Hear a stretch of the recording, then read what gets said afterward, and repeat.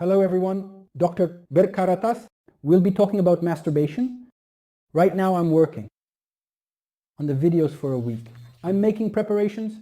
Sometimes I come across things I already know, but I check them out because there might be something new. While researching masturbation, leading figures discuss it openly. Medical doctors remain silent. Leading figures discuss masturbation. Anyway, medical doctors haven't spoken properly about it. In other words, it has been developed further regarding masturbation, wearing a skull cap, building white muscle, and making biceps. They've been going back and forth on this. My first words are to them, friends, don't do this. Because 13, 14-year-old kids take what you say in a very serious manner. You're saying things that are not based on scientific evidence, lacking any basis. Moreover, it's not your place. So, you're not even a scientist. You're not even a doctor. You're not presenting any scientific data. And you're saying that people, especially young people, are greatly affected by this. Don't do this. It's shameful. It's a sin. Now, what we call masturbation is a person reaching self-gratification on their own. This can be done with the hand. Artificial vaginas, vibrators, and so on can be used. Now, it's not a question of whether masturbation should or shouldn't be done, but rather that if done correctly, it can be a part of sexual development. Just like it is so. But if masturbation is done incorrectly, then sexual problems may arise in the future. I'm saying that sexual problems can arise, things like a short neck, hair loss, and acne, can happen even if masturbation is done incorrectly. Only if done incorrectly can it lead to premature ejaculation, delayed ejaculation, erectile dysfunction, and not being able to enjoy the relationship. There are a lot of problems. It can really cause serious problems. So please, let's do masturbation correctly. According to research, 85% of married men, 40% of married women, and 100% of single people without partners engage in masturbation. Say what you want. Masturbation is being done. My goal is to at least ensure that those who masturbate do it correctly. Now, there are some rules. The next slide or video will come after this. The slide is very important. First, the first thing I want to say is, if you have a regular sexual relationship, if you have a partner, if you're married, please don't masturbate. Because you need to transfer the energy you would use for masturbation to your partner. That's the truth. If you don't do this, one day you might find yourself in this situation. You could end up being a man or a woman who masturbates twice a week and only has sex with their partner once a month. Don't do this. Those who have a partner and are married should please not masturbate under very urgent conditions. There are some rules. Please, don't do it. There are some rules. I wrote this down like a book. These are really very important. Please listen to these one by one. I will try to explain. The video might be long, but still give it a try. The first is masturbation that is appropriate for your age and sexual cycle. If you're 50 years old and single, masturbating once every 2 weeks is enough. But if you're single at 13, 14, 15, 16, 20, or 25, then it's appropriate to masturbate once or twice a week.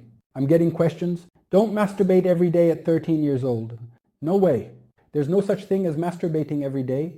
There's no such thing as masturbating 3 times a day. There's no such thing as masturbating 4 times a day. Do it once or twice a week. I'll explain why you're doing it later. The second rule is not to masturbate when it comes to mind. Men's desire can be sudden. Entering the bathroom, touching his penis, and desire explodes. So, when she enters the bathroom and a man touches her penis, her sexual desire suddenly explodes, and she starts masturbating. Don't do this. This is a really serious situation. In the future, it becomes a habit to have sexual intercourse whenever you want. Then, you will truly be unhappy with your partner. So, don't masturbate every time it comes to your mind. Another situation is to plan and prepare your masturbation. What does this mean? Now we will masturbate once or twice a week, or once every 2 weeks. We need to plan this in advance.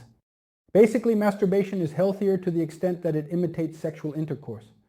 So, if you masturbate in the bathroom or toilet whenever it randomly comes to your mind in an unplanned way, the most likely outcome in the future will be premature ejaculation. Then if you come back, we'll start again with masturbation. That's what caused it? We'll try to correct your masturbation again. Let's not do that. This is what I mean when I say plan and prepare. For example, this Wednesday I will masturbate, so get yourself ready for that. Don't do it when you're tired, stressed, or anxious.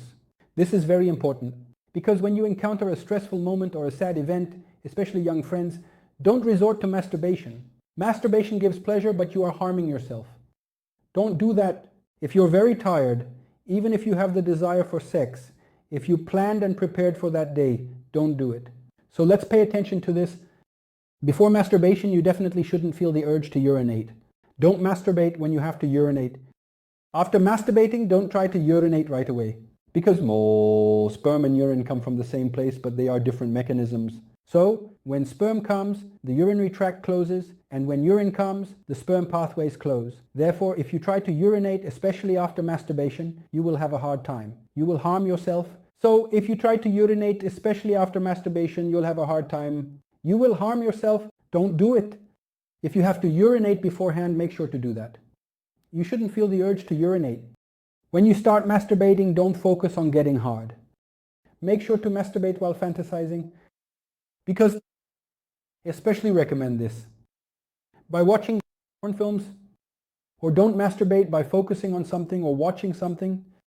This is a very risky thing. Masturbate by fantasizing about things that you can do with your next partner in line with what you have in your head and your dreams. And focus on doing it that way. Don't focus on whether your erection is weak or strong. If you don't focus and create your fantasy and do everything up to this point, your erection will happen naturally and very well, as long as you don't have an organic problem. Always use lubricant during masturbation. This is one of the biggest problems. We know and see that all patients who experience premature ejaculation have previously masturbated dry. Many patients come in with this issue. Why? Because after you masturbate dry, when you eventually engage in sexual intercourse, friends, the vagina is a wet, slippery and warm place. Because if you masturbate dry, when you eventually engage in sexual intercourse, friends, the vagina is a wet, slippery and warm place.